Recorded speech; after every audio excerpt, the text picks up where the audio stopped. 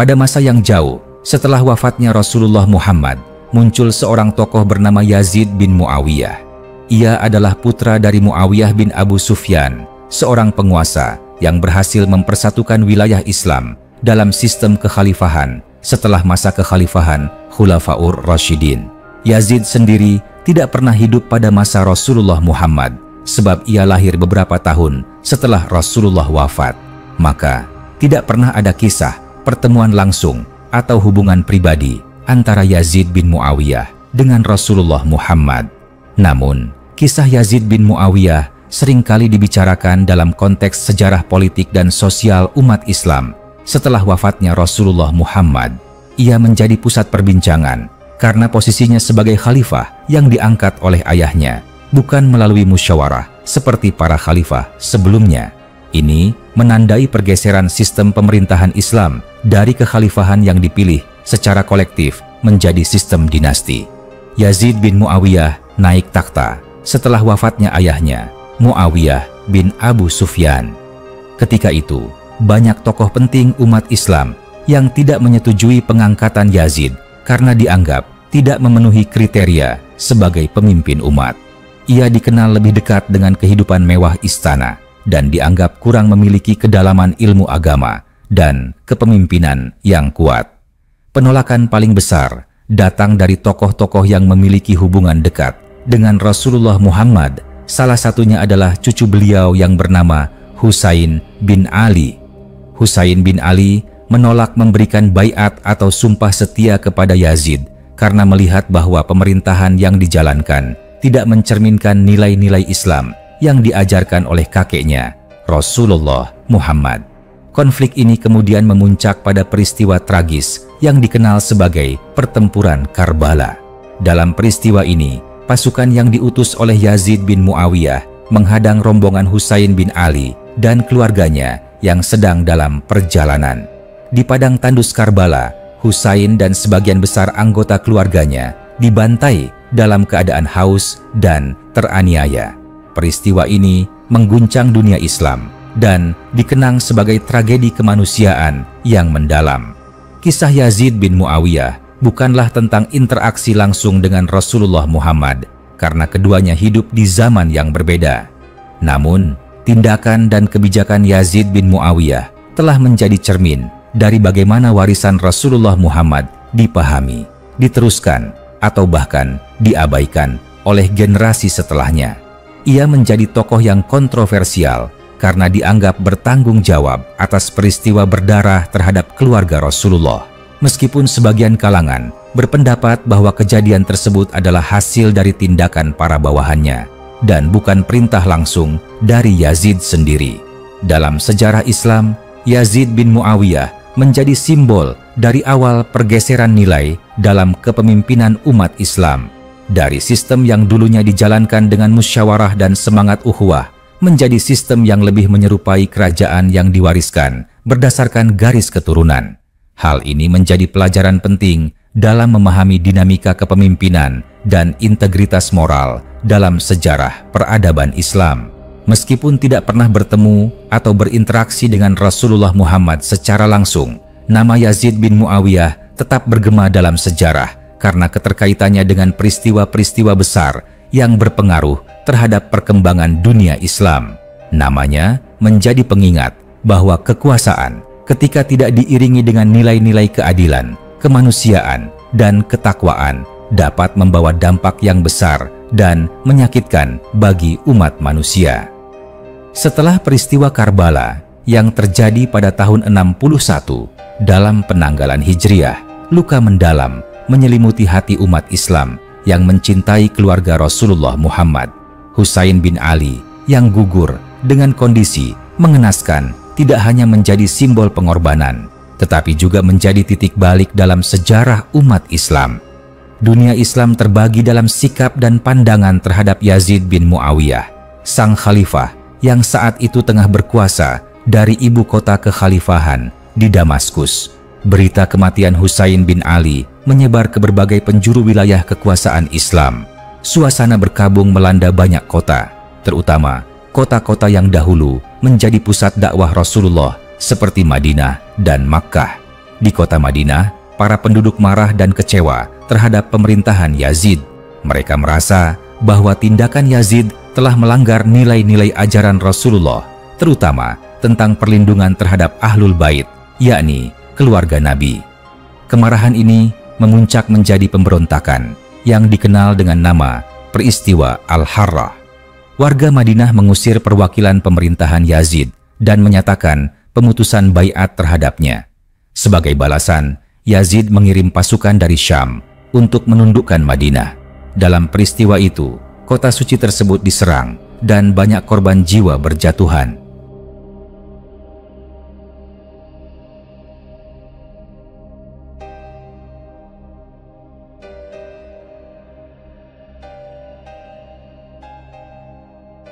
Sejumlah perawi sejarah mencatat bahwa tentara Yazid melakukan pelanggaran terhadap tempat-tempat suci dan terhadap penduduk Madinah, termasuk peristiwa pemerkosaan dan pembunuhan terhadap para sahabat dan keturunan mereka. Peristiwa ini semakin memperburuk citra Yazid di mata umat Islam. Tidak lama setelah itu, Yazid juga menghadapi penolakan di kota Makkah, di mana Abdullah bin Zubair, seorang tokoh terkemuka dari kalangan Quraisy yang masih memiliki hubungan darah dengan Rasulullah, menolak kekuasaan Yazid dan memproklamirkan dirinya sebagai khalifah yang sah. Yazid pun mengirim pasukan ke Makkah dan mengepung kota suci tersebut. Dalam pengepungan itu, Ka'bah sempat mengalami kerusakan akibat penggunaan ketapel dan senjata api sederhana pada masa itu. Namun, sebelum pengepungan selesai dan kekuatan Abdullah bin Zubair dihancurkan, Yazid wafat secara tiba-tiba di usia muda, yakni sekitar 34 tahun. Kematian Yazid menyisakan kekosongan dalam kekuasaan Bani Umayyah. Banyak wilayah kekuasaan Islam yang memisahkan diri dan stabilitas pemerintahan terguncang. Anak Yazid sempat diangkat sebagai penerus, tetapi ia menolak jabatan tersebut dan meninggal tidak lama setelahnya. Hal ini menunjukkan bahwa kekuasaan yang dibangun tanpa fondasi keadilan dan ridha umat sulit untuk bertahan lama. Dalam catatan sejarah, Yazid bin Muawiyah adalah sosok yang penuh kontroversi. Di satu sisi, ia adalah pemimpin resmi kekhalifahan pada masanya dan berhasil mempertahankan kendali atas wilayah yang luas. Namun, di sisi lain, namanya sangat lekat dengan peristiwa-peristiwa berdarah yang melibatkan pembunuhan cucu Rasulullah, penyerangan kota suci Madinah, dan pengepungan Makkah.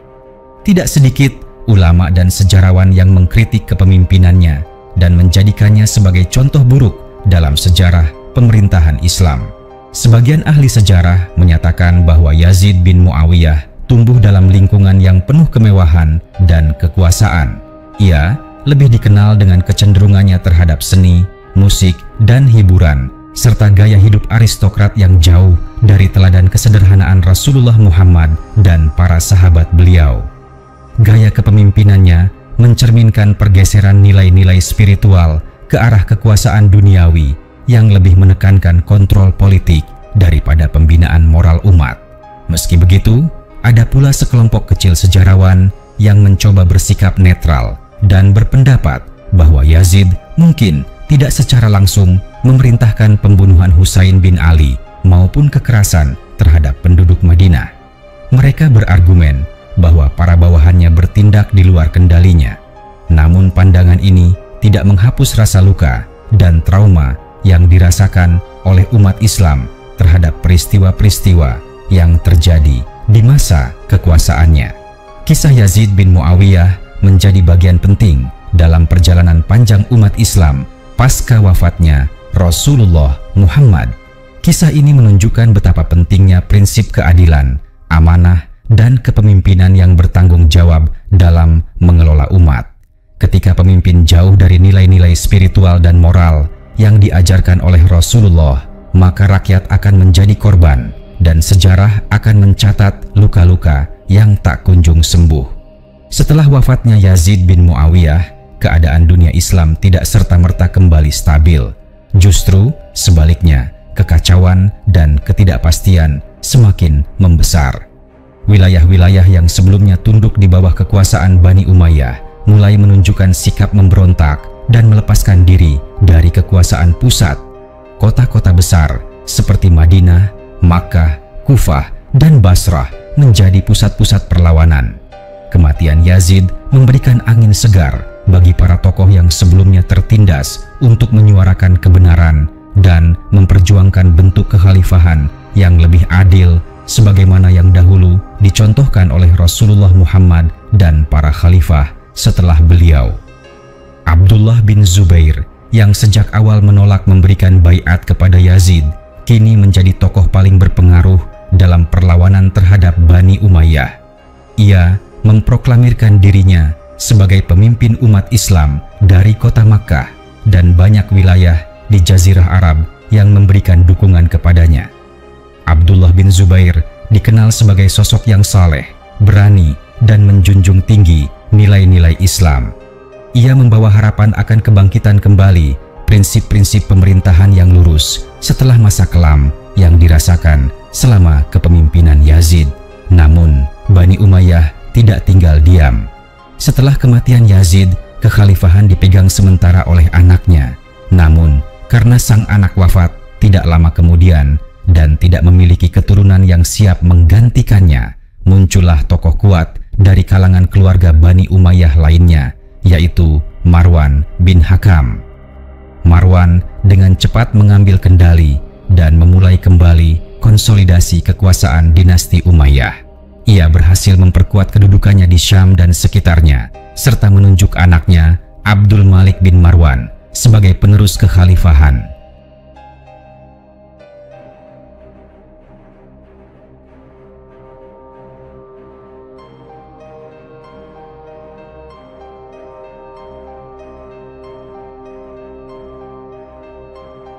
Masa kepemimpinan Abdul Malik menjadi masa kebangkitan kembali kekuatan politik Bani Umayyah secara militer dan administratif. Sementara itu, Abdullah bin Zubair tetap mempertahankan kendali atas wilayah Hijaz, termasuk Makkah.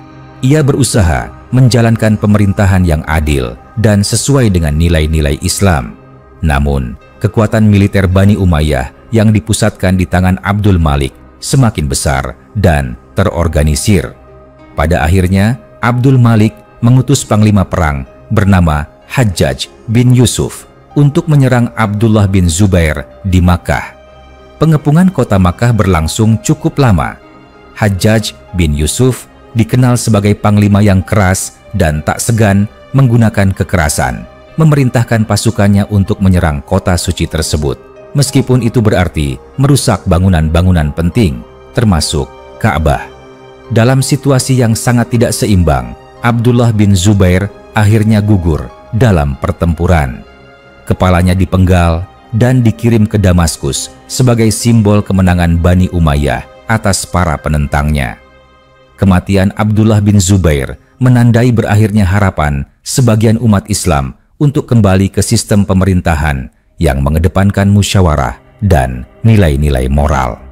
Dinasti Bani Umayyah kini menguasai seluruh wilayah kekuasaan Islam dengan tangan besi. Sistem kekuasaan berbasis dinasti terus berlanjut, menjauh dari semangat awal Islam yang dibangun oleh Rasulullah Muhammad dan para sahabatnya.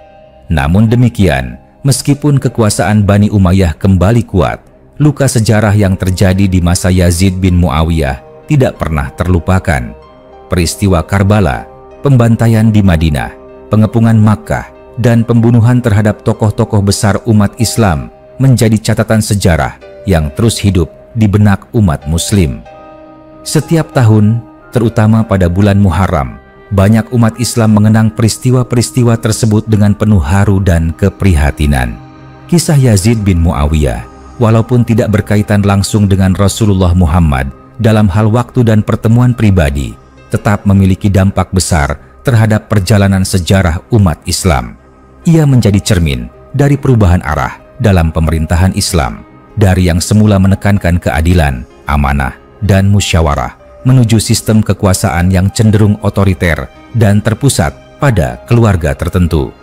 Tragedi-tragedi yang terjadi di bawah kepemimpinannya mengingatkan umat Islam akan pentingnya memilih pemimpin yang tidak hanya kuat secara politik, tetapi juga memiliki integritas, keimanan, dan rasa takut kepada Allah. Sejarah adalah guru bagi umat manusia. Dari kisah Yazid bin Muawiyah dan dampaknya yang luas terhadap dunia Islam, umat belajar bahwa kekuasaan yang dijalankan tanpa keadilan dan kasih sayang akan membawa kerusakan, meskipun pada awalnya tampak berhasil secara politik. Keberhasilan sejati dalam Islam bukan hanya soal menaklukkan wilayah, tetapi bagaimana menjaga hati, jiwa, dan hak-hak umat manusia sebagaimana yang telah diajarkan oleh Rasulullah Muhammad. Setelah masa kekuasaan Yazid bin Muawiyah dan tragedi-tragedi besar yang menyertainya, dunia Islam memasuki fase transformasi yang dalam. Tidak hanya dalam hal politik, tetapi juga dalam kesadaran spiritual dan sosial umat. Luka-luka yang ditinggalkan oleh peristiwa Karbala dan kekerasan terhadap para tokoh suci membawa umat Islam pada refleksi mendalam mengenai makna kepemimpinan dan ketaatan terhadap nilai-nilai yang diwariskan oleh Rasulullah Muhammad. Tragedi Karbala menjadi salah satu titik kulminasi penderitaan Ahlul Bait, keluarga Rasulullah yang seharusnya menjadi sumber keteladanan, justru menjadi sasaran kekejaman atas nama kekuasaan. Peristiwa ini tidak hanya berdampak emosional bagi generasi yang hidup saat itu, tetapi juga membentuk budaya peringatan dan perenungan yang diwariskan turun-temurun.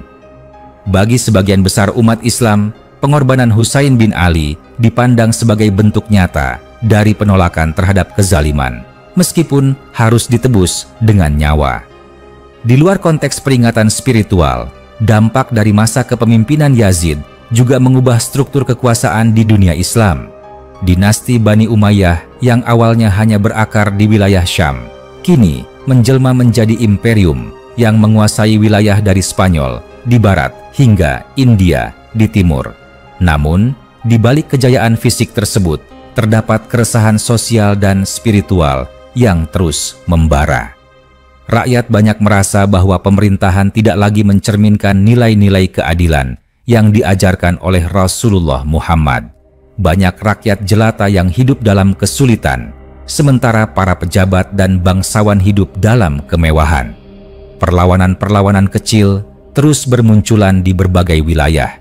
Banyak dari mereka adalah keturunan atau pengikut setia keluarga Rasulullah.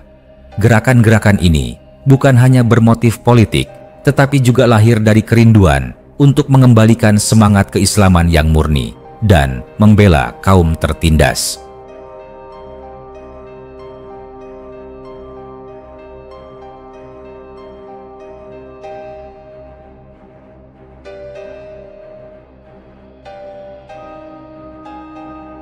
Salah satu yang paling dikenal adalah gerakan dari keturunan Hasan bin Ali, saudara dari Husain, yang kelak menurunkan tokoh-tokoh besar seperti Muhammad bin Abdullah atau yang dikenal dengan julukan An-Nafs Az-Zakiyah. Seiring berjalannya waktu, kepercayaan rakyat kepada Bani Umayyah mulai menurun. Kejadian-kejadian di masa Yazid menjadi noda sejarah yang sulit dihapus dan terus menghantui legitimasi kekuasaan dinasti ini. Banyak ulama dan tokoh masyarakat yang mulai angkat suara menolak kekuasaan yang tidak dibangun atas dasar ridha umat dan prinsip syura atau musyawarah. Akhirnya, pada awal abad kedua Hijriah, muncul gerakan besar yang dikenal sebagai Revolusi Abbasiyah. Gerakan ini dipimpin oleh keturunan Abbas, paman Rasulullah Muhammad, yang berhasil menggalang kekuatan dari kalangan yang tidak puas terhadap pemerintahan Umayyah. Mereka mengusung semangat keadilan, pembelaan terhadap keluarga Nabi, dan janji akan pemerintahan yang lebih manusiawi. Ketika revolusi itu berhasil menggulingkan kekuasaan Bani Umayyah dan mendirikan dinasti Abbasiyah, salah satu simbol yang mereka bawa adalah penebusan atas apa yang pernah terjadi pada keluarga Rasulullah. Meski pada akhirnya pemerintahan Abbasiyah juga tidak lepas dari kritik dan penyimpangan, namun momen perubahan itu tetap dikenang sebagai hasil dari akumulasi penderitaan, kekecewaan, dan harapan yang tumbuh sejak masa Yazid bin Muawiyah. Yazid bin Muawiyah meski hanya memerintah selama 3 tahun, meninggalkan jejak sejarah yang panjang dan dalam. bukan karena prestasi pemerintahan atau kejayaan militer, melainkan karena rangkaian tragedi yang mencederai nilai-nilai yang diwariskan Rasulullah Muhammad. Namanya seringkali dikaitkan dengan pengkhianatan terhadap semangat persaudaraan dan keadilan yang menjadi dasar utama berdirinya masyarakat Islam. Pelajaran besar yang dapat diambil dari sejarah Yazid bukan hanya tentang bahayanya kekuasaan yang tidak disertai amanah, tetapi juga tentang pentingnya kesadaran umat untuk terus menjaga nilai-nilai luhur yang diwariskan oleh Rasulullah. Sejarah bukanlah sekadar catatan masa lalu, tetapi cermin bagi masa kini dan penuntun untuk masa depan. Kisah Yazid bin Muawiyah adalah bagian dari perjalanan besar umat Islam yang menyimpan banyak hikmah jika umat mau merenung dan mengambil pelajaran darinya. Meskipun Yazid bin Muawiyah telah lama wafat, pengaruh dari masa pemerintahannya terus bergema dalam sejarah dan kesadaran kolektif umat Islam. Nama dan kisahnya menjadi bahan kajian para sejarawan, ulama, dan pemikir dari berbagai generasi. Dalam banyak kesempatan, kisah Yazid dijadikan bahan introspeksi tentang bagaimana penyimpangan dalam kekuasaan dapat membawa dampak luas, bukan hanya pada politik, tetapi juga pada spiritualitas, hubungan antarumat, dan nasib generasi penerus. Salah satu aspek paling mendalam dari warisan masa Yazid adalah luka terhadap keluarga Rasulullah. Rasulullah Muhammad pernah bersabda bahwa beliau mencintai Hasan dan Husain, dan bahwa keduanya adalah pemimpin para pemuda di surga. Maka, ketika cucu beliau dibunuh secara mengenaskan di Karbala, umat merasa bahwa bukan hanya keluarga Nabi yang dilukai, tetapi juga semangat dan teladan yang telah ditanamkan oleh Rasulullah selama hidupnya. Peristiwa Karbala menjadi titik balik dalam pemahaman umat terhadap nilai pengorbanan, keikhlasan, dan perjuangan menegakkan kebenaran, walaupun harus menghadapi kematian. Husain bin Ali dengan jumlah pasukan yang sangat kecil tetap memilih untuk tidak tunduk kepada kekuasaan yang dianggapnya zalim, meskipun ia sadar bahwa keputusan itu akan membawa kematian baginya dan keluarganya. Ia memilih mati dalam keadaan terhormat daripada hidup dalam pengkhianatan terhadap prinsip kebenaran. Setelah tragedi Karbala, gelombang kesedihan dan kesadaran menyebar di kalangan umat Islam. Orang-orang mulai mempertanyakan arah kekuasaan Islam yang telah berubah menjadi dinasti turun-temurun. Di masa Rasulullah, kekuasaan dipahami sebagai amanah, sebagai tanggung jawab untuk menegakkan keadilan, menyejahterakan umat, dan menebar kasih sayang. Namun di masa Yazid, kekuasaan telah menjadi alat untuk mempertahankan dominasi, bahkan dengan cara yang kejam dan berdarah. Sebagian besar ulama pada masa-masa setelahnya pun mengkritik keras kebijakan Yazid. Tidak sedikit dari mereka yang mencatat bahwa pengangkatan Yazid sebagai khalifah oleh ayahnya, Muawiyah, merupakan awal mula terputusnya tradisi pemilihan khalifah secara musyawarah. Tindakan ini menjadi preseden bagi sistem pemerintahan turun-temurun, di mana kriteria kepemimpinan tidak lagi berfokus pada ketakwaan dan kompetensi, melainkan pada garis keturunan dan kekuatan politik. Setelah dinasti Bani Umayyah berakhir dan digantikan oleh dinasti Abbasiyah, narasi tentang Yazid tetap hidup.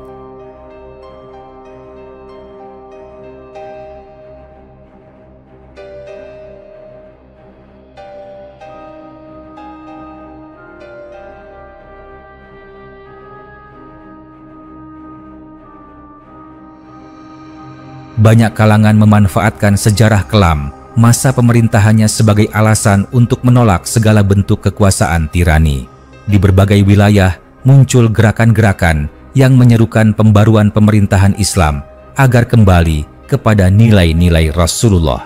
Meskipun seringkali gerakan ini tidak berhasil secara politik, semangatnya terus diwariskan secara spiritual dan budaya. Bahkan dalam tradisi sastra dan seni Islam, tragedi Karbala dan ketokohan Husain bin Ali sering menjadi sumber inspirasi. Puisi, drama, dan syair-syair duka diciptakan untuk menggambarkan penderitaan yang dialami oleh keluarga Nabi. Semua ini menunjukkan betapa dalamnya luka yang ditinggalkan oleh peristiwa di masa Yazid bin Muawiyah. Pada akhirnya, Yazid bin Muawiyah bukan sekadar nama dalam deretan khalifah. Ia menjadi simbol dari bagaimana kekuasaan yang menyimpang dari nilai-nilai ilahiyah dapat merusak kehidupan umat, bahkan terhadap tokoh-tokoh paling suci dalam sejarah Islam. Namanya menjadi peringatan yang keras bahwa kekuasaan tanpa iman dan akhlak adalah petaka.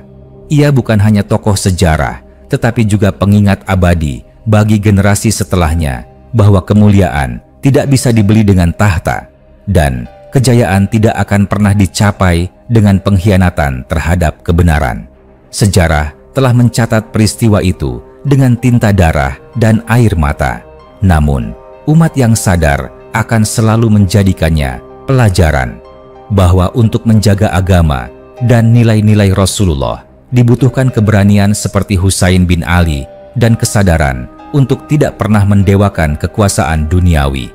Dan di atas segalanya, umat harus terus menjaga amanah Rasulullah dalam memuliakan kebenaran, keadilan, dan kasih sayang di atas segala kepentingan politik dan kekuasaan.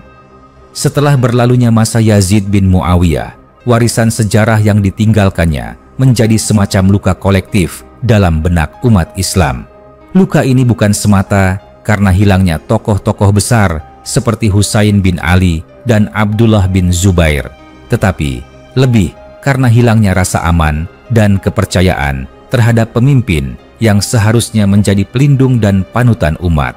Yazid, dengan semua tindakan yang terjadi di masa kekuasaannya, dianggap sebagai penanda awal dari kerusakan dalam sistem kekhalifahan yang semula dibangun atas dasar nilai, bukan keturunan. Generasi setelah Yazid tumbuh dalam suasana trauma sejarah. Para orang tua menceritakan kisah Karbala kepada anak-anak mereka, bukan sekadar sebagai kisah peperangan, tetapi sebagai pelajaran hidup bahwa berdiri di sisi kebenaran mungkin berat, tetapi lebih mulia daripada tunduk kepada kezaliman. Cerita tentang bagaimana Husain bin Ali tetap mendirikan sholat di tengah kepungan, bagaimana anak-anaknya kehausan namun tetap sabar, dan bagaimana para wanita dari keluarga Nabi dijadikan tawanan, terus diwariskan dalam bentuk syair, khutbah, dan majelis-majelis ilmu. Dalam waktu yang bersamaan, berkembang pula kesadaran politik dan keagamaan yang lebih dalam di kalangan umat Islam. Banyak dari mereka yang mulai memisahkan antara ketaatan kepada Allah dan ketaatan kepada penguasa. Sebelum masa Yazid, banyak umat yang menganggap bahwa setiap khalifah adalah perpanjangan dari sistem kenabian. Namun, setelah masa itu, mulai tumbuh pemahaman bahwa seorang penguasa bisa salah, bahkan bisa berbuat zalim, dan bahwa umat wajib menegur atau bahkan menentang pemimpin yang menyimpang dari ajaran Rasulullah. Kisah Yazid bin Muawiyah juga menjadi pelajaran tentang bagaimana kekuasaan yang diwariskan tanpa seleksi moral dan keilmuan bisa membawa bencana. Yazid, yang dikenal gemar berburu, menikmati musik, dan hidup dalam kemewahan, ternyata jauh dari figur ideal seorang pemimpin umat. Ia bukan pribadi yang dikenal karena ilmunya, bukan pula karena ketakwaannya, melainkan semata karena darah keturunan dan kekuatan militer yang mendukungnya. Ini menjadi titik awal bagi umat untuk memahami bahwa keturunan atau jabatan tidak menjamin kualitas kepemimpinan. Dalam kajian sejarah, para ulama membedakan antara penguasa yang hanya berkuasa secara politik dan pemimpin sejati yang juga memimpin hati umat. Rasulullah Muhammad memimpin umat dengan hati, dengan kasih sayang, dengan keadilan yang menyentuh semua kalangan, dari orang miskin, anak yatim, hingga musuh-musuhnya.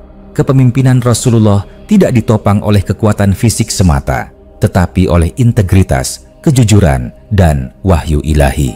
Ketika umat menyaksikan perbedaan yang mencolok antara akhlak Rasulullah dan perilaku pemimpin seperti Yazid, maka muncullah kerinduan untuk kembali kepada nilai-nilai kenabian. Kerinduan inilah yang kemudian melahirkan berbagai gerakan moral, intelektual, dan spiritual di berbagai penjuru dunia Islam. Madrasah-madrasah mulai fokus pada pendidikan akhlak dan sejarah Rasulullah. Majelis-majelis ilmu tidak hanya membahas fikih dan tafsir, tetapi juga sejarah peradaban dan bagaimana umat dapat kembali pada kejayaan sejati tanpa harus mengulangi kesalahan masa lalu.